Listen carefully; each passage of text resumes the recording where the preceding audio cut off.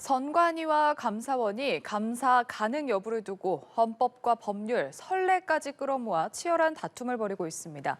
두 분과 정치권 소식 짚어보겠습니다. 김장수 여의도연구원 부원장, 장현주 민주당 법률위 부위원장 오셨습니다. 어서 오십시오. 안녕하십니까. 네. 자녀 특혜 채용 의혹으로 논란의 중심에 선 선관위가 감사원의 감사 거부 입장을 밝혔습니다. 헌법, 국가공무원법 등을 근거로 들어서 감사원의 직무감찰 대상이 아니다라는 입장인데요. 먼저 선관위의 결정 어떻게 보셨습니까? 선관위는 헌법기관 아닙니까? 근데 헌법기관이면 그 격에 맞는 도덕성과 저는 품격을 유지해야 된다고 봅니다. 근데 선관위가 감사 대상이 아니라는 것이 사실 바로 반박이 됐습니다. 그러니까 작년에 민주당에서 선관위를 직무감찰 대상에서 제외하자는 법안을 냈습니다. 그 얘기는 뭐냐면 민주당이나 감사원이나 선관위 공이 지금까지 그 법률안이 통과가 안 됐으니까요. 선관위가 감사원의 직무감찰 대상이라는 증거입니다. 그래서 제가 참 품격을 좀 갖추라고 하는 게 뭐 지금 이루어진 일, 아빠 찬스다, 뭔가 뭐 불공정 채용을 했고 특혜 채용을 했다는 거 아닙니까? 뭐 작년에 소쿠리 투표 뭐 이런 거를 떠나서 직무감찰 대상이다 이러면 최소한 헌법기관이면 그에 맞게 맞는 얘기를 해야지 본인들도 뭐 자기들한테 유리한 얘기만 끌어와서 국민들을 현혹시키고 있다. 그래서 참 개탄스러운 상황이다 이렇게 보고 있습니다. 감사원도 선관위 역시 감사원의 직무감찰 대상이다라는 입장을 밝혔습니다. 그러니까 지금 선관위가 권익위 조사, 수사기관의 수사, 국회 국정조사는 성실히 임하겠다라고 밝힌 상황이거든요.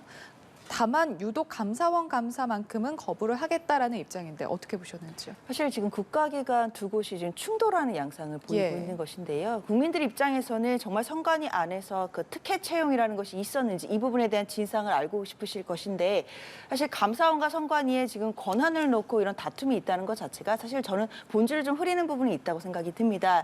물론 각 기관마다 그 헌법이나 법률을 지금 내세우면서 자신들의 기관에 맞게 지금 해석을 하고 있는데요. 말씀 주신 것처럼 특히 이제 선관위 입장에서는 헌법과 그리고 국가공무원법 17조상 일단 그 선관위의 직원들에 대한 감찰은 사무총장이 할 수 있도록 되어 있다는 규정을 지금 꼽고 있습니다. 그러나 마찬가지로 감사원에서도 그 감사원법 규정 24조를 들면서 감사가 제외된 기간에 선관위가 명시되지 않았다는 점을 지금 꼽고 있습니다. 그러나 그 부분과 관련해서는 또 그 선관위 입장에서는 감사원법이 입법 미비 부분이 있다라는 또 해석이 있기 때문에 이 해석상의 다툼은 사실상 계속해서 좀 진행이 될 것이라고 보이는데요.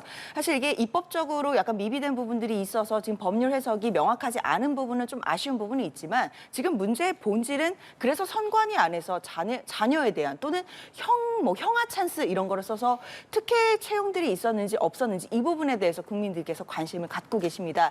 이 부분에 대한 빠른 수사 있어야 될 것이고요. 지금 감사원 감사 부분은 지금 좀 장기전이 될 것 같긴 하지만 그것을 떠나서 여야가 지금 국회에서의 국정조사에 대해서 합의를 했습니다. 물론 세부적인 절차들은 정해져야겠지만 국회에서의 과정 그리고 수사기관의 수사가 빨리 진행이 돼서 진상을 또 국민들께 낱낱이 밝혀드리는 게 맞다라는 생각이 듭니다.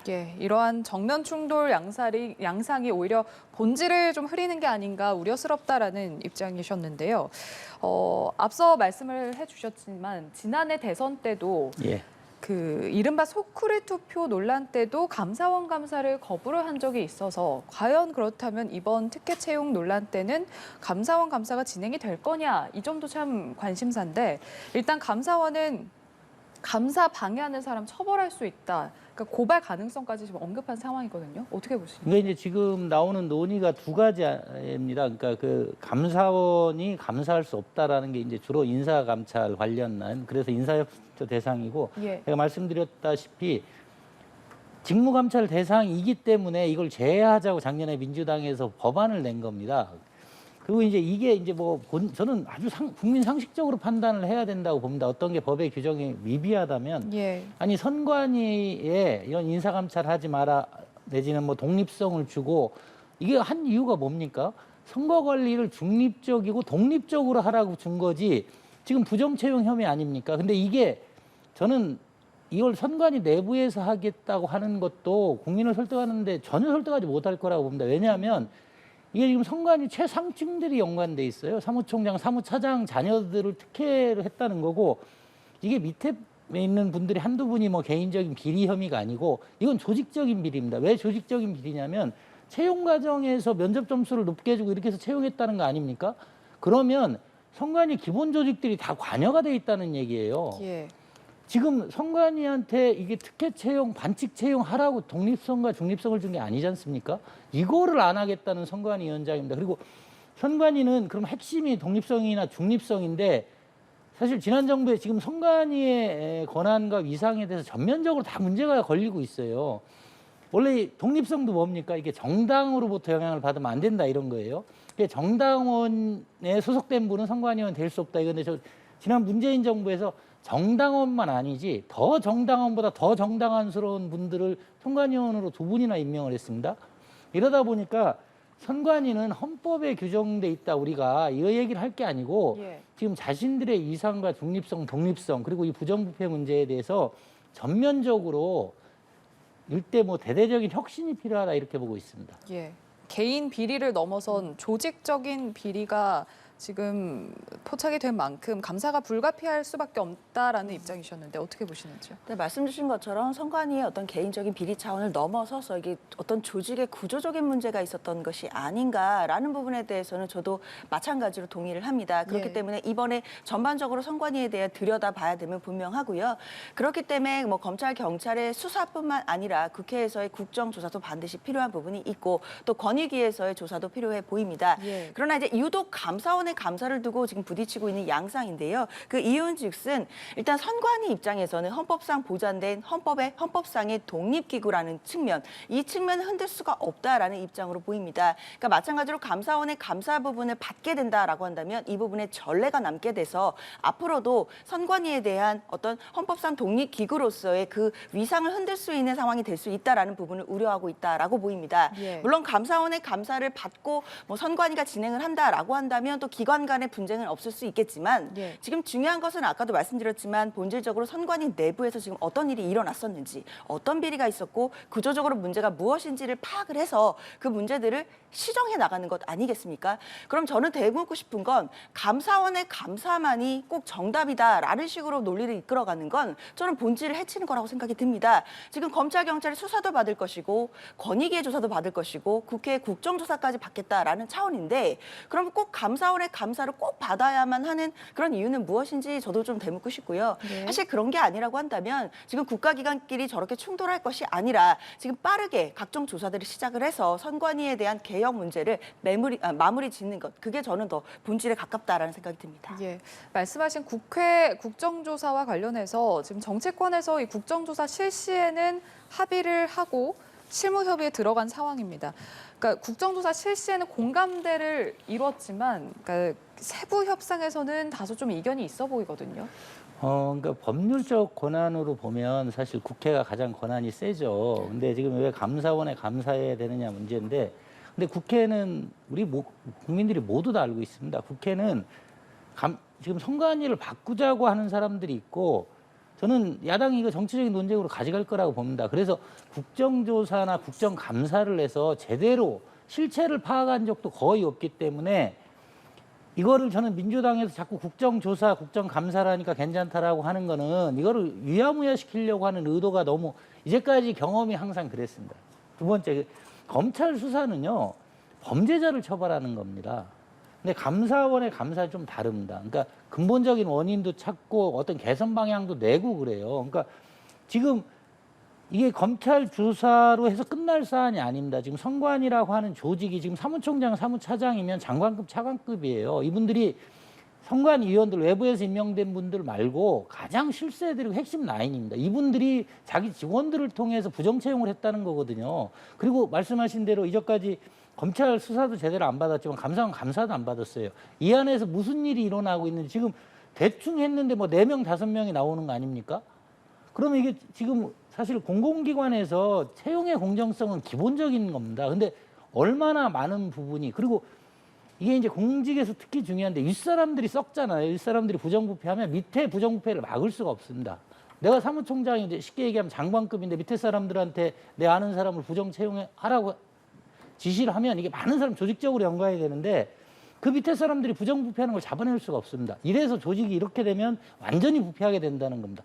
이런 상황에서 그 면피용 정쟁으로 끌고 가려는 국정조사나 내지는 몇몇 사람의 범죄 혐의만 처벌하겠다는 거는 본질적인 해결책이 아닙니다. 그래서 제가 이 지금 선관위원장의 언행도 상당히 문제가 되고 있는데 이런 상황에서 헌법기관의 격에 맞게 반성하는 모습과 근본적인 해결책을 제시해야지 무슨 조그마한 조직의 수장처럼 자기 직원들을 대변하려고 하고 하는 거는 매우 바람직하지 않아 보입니다. 예, 부위원장님.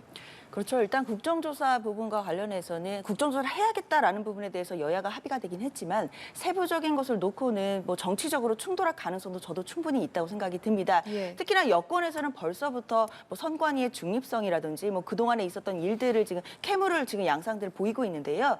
사실 국민들께서 지금 보고 계시는 사건이기 때문에 아까도 말씀드렸지만 지금 현재 가장 중요한 것은 선관위 내부에 있었던 특혜 채용 의혹들을 해결하는 것입니다. 그 이후에 이 선관위의 어떤 잘못된 부분에 대한 원인을 찾고 이제 문제점을 개선할 수 있는 방안들을 찾아 나가야 될 텐데요.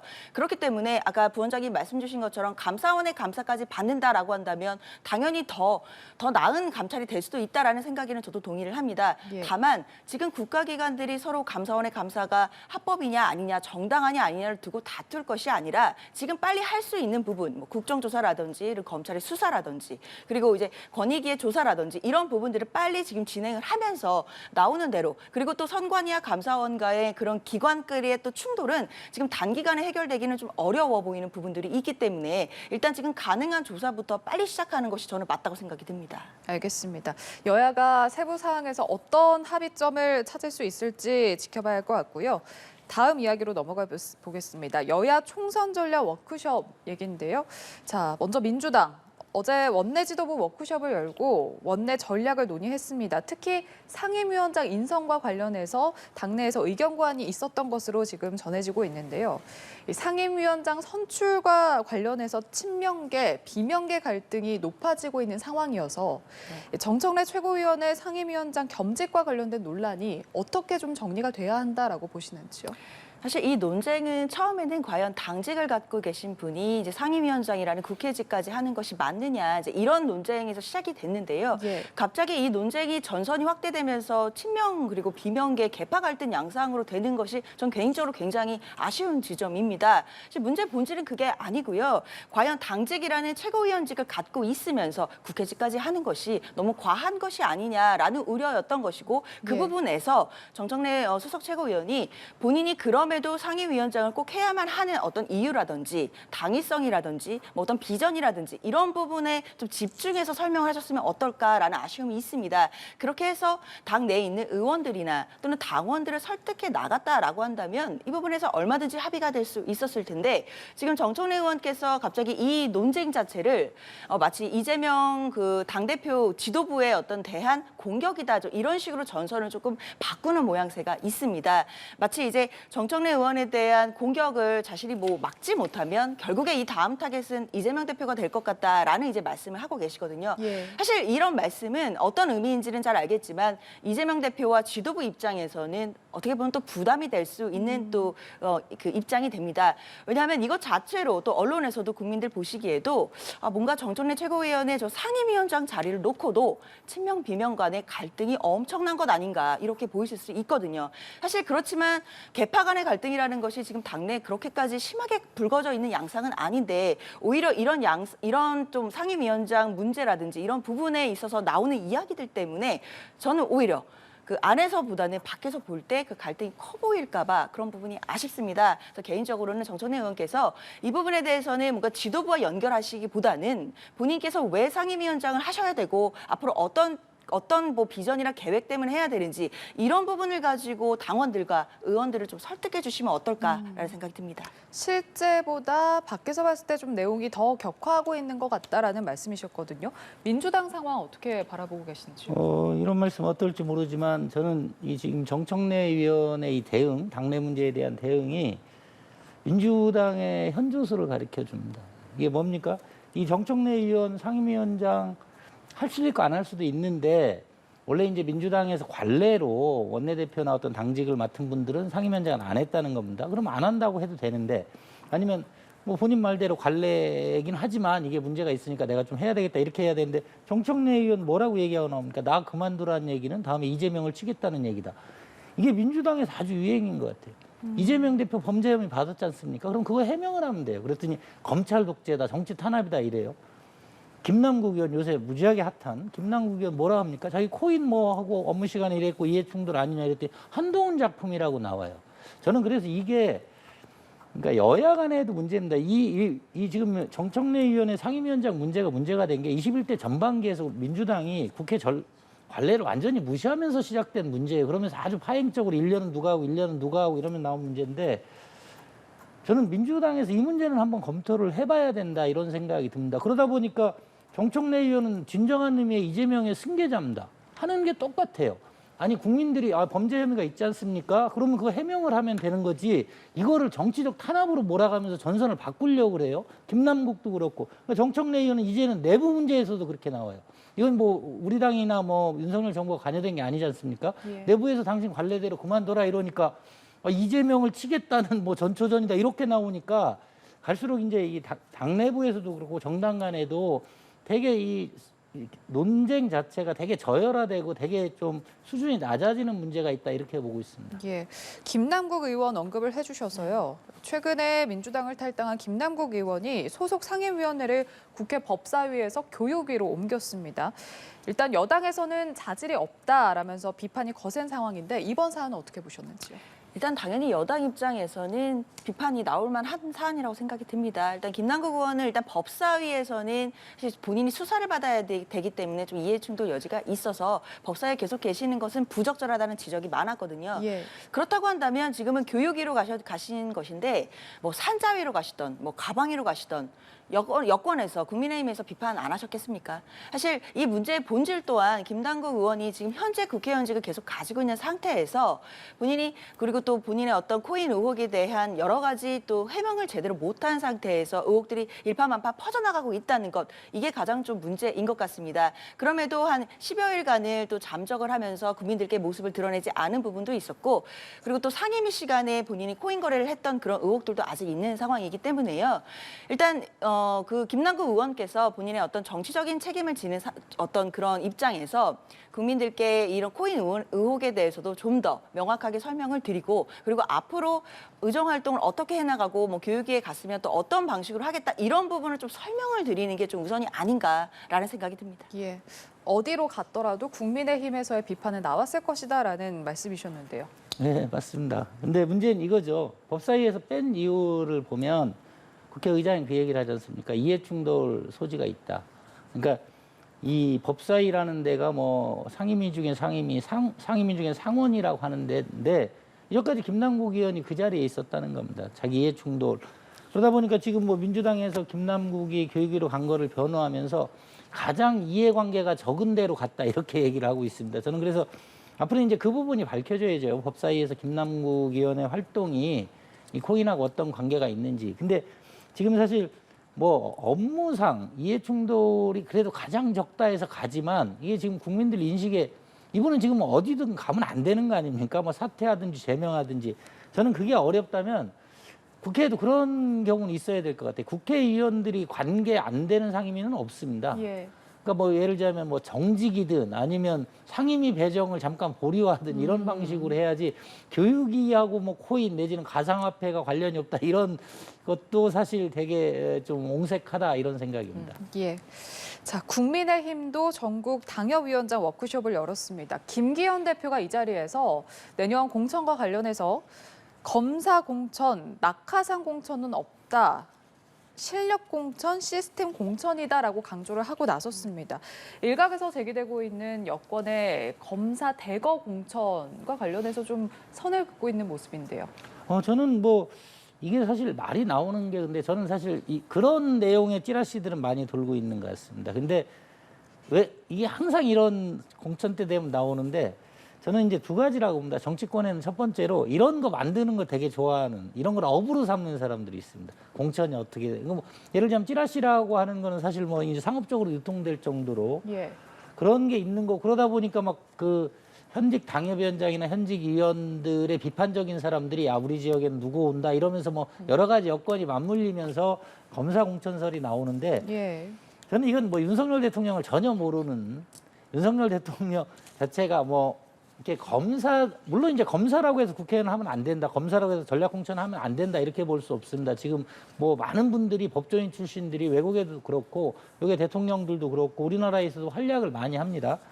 근데 이제 그런데 이거를 뭐 지역민들의 뜻과 상관없이 나하고 친하다고 검사들을 공천할 거다라고 하는 사람들이 근거로 드는 게 누가 윤석열 대통령하고 친하다인데 윤석열 대통령이 요즘 뭐 용산에서 하신 얘기도 그렇고 일 잘하는 사람이 해야 된다라는 거 분명하시고 그리고 뭐 일각에서는 그런 얘기도 해요. 대통령이 대통령 덕을 본 사람들은 더 험지로 가야 된다는 말씀도 하신다. 그래서 이거는 제가 볼 때 뭐 당연히 이제 김기현 대표가 그런 부분에 대해서 말도 안 되는 얘기다라고 해서 조심스럽게 얘기를 했지만 저는 이런 얘기를 좀 이렇게 공적으로 하는 분들은 나중에 그 결과에 대해서도 좀 책임을 져야 될 거다. 왜냐하면 지금 한국 정치가 문제가 그냥 비공식적으로 찌라시 수준에서 하는 거를 어느 날 갑자기 정당이 국회에 공식적으로 확 끌어와 버려서 문제 밑에서 무슨 얘기를 하든 그러다 보니까 저는 뭐 그럴 일이 전혀 없고 사실 김기현 대표가 더 세게 이 부분을 못을 박았으면 하는 아쉬움은 있습니다. 예. 국민의힘의 내부 상황 어떻게 보고 계신지요? 사실 당협위원장 워크숍이었잖아요. 예. 그 당협위원장이라고 한다면 국민의힘에서 이제 내년에 총선에 나가서 이제 공천을 받기 위해서 이제 계신 분들이 대부분이시거든요. 그렇기 때문에 앞으로 공천이 어떻게 될 것인가에 대해서 가장 이해관계가 많으시고 또 가장 예민한 분들의 모임이었습니다. 예. 근데 그 자리에서 김기현 대표가 이제 속대 이른바 검사 공천설에 대해서 이제 일축하고 시스템 공천하시겠다 뭐 이렇게 말씀 주신 건데요. 저는 이 장면이 어떻게 보면 그 국민의힘 내부에 있는 그 검사 공천설에 대한 어떤 불안함이랄까요? 뭐 불쾌감이랄까요? 이런 부분들이 얼마나 많은지를 보여주는 또 그런 반증을 해주는 장면이었다고 생각이 듭니다. 그 얘기 자체가 정말 시중에 떠도는 아무 근거도 없는 이야기였고 정말 말도 안 되는 이야기였다면 김기현 대표가 굳이 당협위원장을 모아놓고 공식적으로 저 얘기를 했을 것 같지는 않습니다. 그만큼 또 당협위원장들뿐만 아니라 국민의힘 내부 또는 이제 언론에서도 여러분들이 많이 생각하실 때 검사들이 많이 대거 공천되는 것이 아닌가에 대한 불안함이나 우려들이 분명히 있거든요. 예. 그 우려에 대한 불식하는 방안에서 나온 이야기들이기 때문에 뭐 말 한마디로 저는 그 불안함이 없어질 것 같지는 않고 앞으로 국민의힘이 공천 과정이나 공천 제도를 어떻게 다듬는지 이런 모습들을 보면서 이 말이 사실이었는지 아닌지가 밝혀질 것으로 그렇게 생각이 듭니다. 추후의 과정이 더 중요하게 볼 필요가 있다라는 말씀이셨습니다. 이런 상황에서 최고위원회가 아닌 당내 실세 5인회가 있다라는 취지의 발언을 한 국민의힘 이용호 의원이 발언을 철회하고 사과를 했습니다. 최고위원회가 좀 빨리 회복되길 바라는 마음에서 튀어나온 잘못된 어휘였다 이렇게 해명을 했는데요. 그런데 이준석 전 대표가 진짜 명단을 다음 주에 공개하겠다라고 예고를 하고 나서면서 이 의원이 발언을 취소하기는 했지만 이 논란의 여파가 계속 이어지고 있습니다. 저도 이준석 대표의 실명 공개를 기다리고 있습니다. 예. 예, 이용호 의원은 원래 이제 민주당에서 활동하신 분이어서 우리 당의 최고위원회가 돌아가는 거를 조금 이렇게 오해하실 수가 있어요. 근데 최고위원회는 사실 의결기구긴 한데 이렇게 언론에 보시면 아시겠지만 이제 최고위원들이 한마디씩 돌아가면서 하고 하다 보니까 심도 있는 논의, 의결을 하기 위한 심도 있는 논의가 좀 약하고 그러다 보니까 전반적으로 실무적으로 문제가 되는 걸 챙기지를 못해요. 그래서 그 전에 그렇게 하신 분들도 있고 안 하신 분들도 있는데 최고위원회 전에 실무를 맡고 있는 뭐 예를 들자면 조직부총장, 전략부총장 이런 분들이 그런 분들이거든요. 사무처하고 사무총장하고 연결돼서 이런 분들이 이제 전반적으로 한번 검토를 해요. 그리고 이제 의결은 당연히 최고위원회에서 올려서 하는데 저는 이준석 대표도 이걸 알 거라고 봐요. 근데 우리 당이 지금 사실 민주당이 여러 가지 문제가 있지만 우리 당이 가장 잘못하는 게 저는 이낙연 대표 보면 전직 대표로서 어느 정도 진중함을 가지고 있다 이래 하는데 이준석 대표 당대표였잖아요. 그러다 보니까 이제 언론에서 주목을 하는데 당대표였는데 이 발언이나 이런 걸 보면 또 되게 재기발랄하다. 되게 재밌게 얘기를 하고 그게 뭐 뉴스를 타는 걸 좋아하고 그게 뭐 유승민 원내대표도 마찬가지고 해서 저는 이준석 대표가 그래서 여러 가지 뭐 우리 당에 대한 기여에도 불구하고 다른 분들이 보면 이게 해당 행위라고 할 수 있는 얘기도 거침이 없어요. 저는 그래서 이 근거를 뭐라고 대시는지 그거 한번 지켜볼 필요가 있다. 아니면 저도 그냥 이용호 의원이 해서 저도 그냥 해봤다고 할지. 근데 이게 저희가 이 부분에 민감하게 대응을 하는 게 이준석 대표가 이런 게 한두 번이 아니에요. 네? 그러다 보니까 뭐 요새 뭐 여러 가지 정치인들을 평가하는 게 있는데 원체 뭐 여론조사 이런 데에서 우리 당 사람이 공격하면 여론조사가 막 급격하게 올라가요. 뭐 유승민 대표 1위도 그래서 나온 거고. 그래서 이런 건 보면 자신의 정치적 이해를 위해서 당에 자꾸 해가 되는, 그것도 근거가 있고 정확하게 비판할 게 있으면 좋다고 보는데 아마 그런 건 아닐 거다 이런 생각인데, 하여튼 명단을 공개하신다 그랬으니까 명단뿐만 아니라 본인이 이게 왜 비정상적인 비선 라인 5인회인지 그 이유를 밝히시면 그 이후에 이제 판단해서 논의해 볼 문제다 이렇게 보고 있습니다. 그동안의 행보를 봤을 때 근거 없는 이야기일 가능성이 있다라는 말씀이신 맞습니다. 거죠. 예. 그런데 이제 5인회 발언 이후에 이준석 전 대표가 이거를 명단을 공개를 하겠다라고 하다 보니까 이게 실체가 있는 거 아닌가라는 의혹이 있거든요.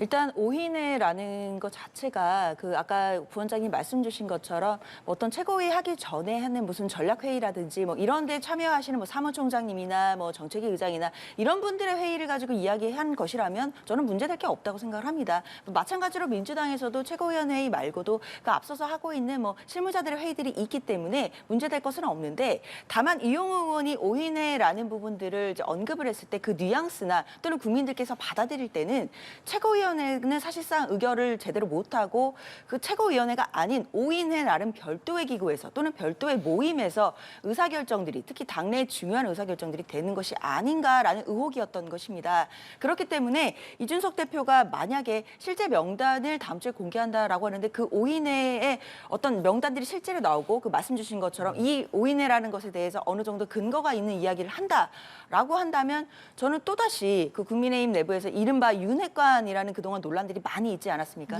그 논란이 다시 불붙을 가능성이 높다라고 생각이 듭니다. 말씀하신 것처럼 과거 윤핵관 논란부터 이번에 불거진 5인회 논란까지 지금 계속해서 이런 논란들이 불거져 나오고 있거든요. 아무래도 총선을 앞두고 있어서 이 부분 좀 정리가 돼야 되지 않겠습니까? 그러니까 그 전에 이제 제가 이런 사적인 얘기를 드려서 그럴지 모르지만 제가 윤석열 국민 캠프에서 정책총괄팀장을 했습니다. 그러니까 이준석 대표가 얘기하는 게 우려는 알겠는데 이 사실관계가 틀린 게 많아요. 그리고 이제 제가 이런 부분을 전혀 걱정하지 않는 게 김기현 대표 판사 출신입니다. 그리고 윤석열 대통령 검사 출신입니다. 이 공직에 계셨던 분들은 이 시스템에 의하지 않고 뭘 하는 걸, 그러다 보니까 어떤 경우에는 뭐 인사가 좀 무리하다 이런 얘기도 있습니다. 인사가 무리하다는 얘기는 이 사람이 일을 잘하는데 그러면 밖에서 일하지 말고 안에 들어가서 일하라고 인사가 좀 무리하게 들어갈 수도 있습니다. 그래서 지금 이제 사무총장, 사무부총장 얘기를 하는 건데, 이준석 대표는 뭐 그런 면에서 보면 제가 정치권에 그런 사람들 많다고 했지 않습니까? 이렇게 같은 얘기도 싹 틀고 이렇게 만드는 사람들이 많은데 그런 얘기들이 대표에 어울리지 않게 너무 많이 방송에 나오는 것 같아요. 그래서 저는 이 부분 이준석 대표가 정확한 근거를 밝혀주셨으면 합니다. 예, 알겠습니다. 두 분과 정치권 이야기 나눠봤습니다. 김장수 여의도연구원 부원장, 장현주 민주당 법률위 부위원장과 함께했습니다. 고맙습니다. 네. 감사합니다.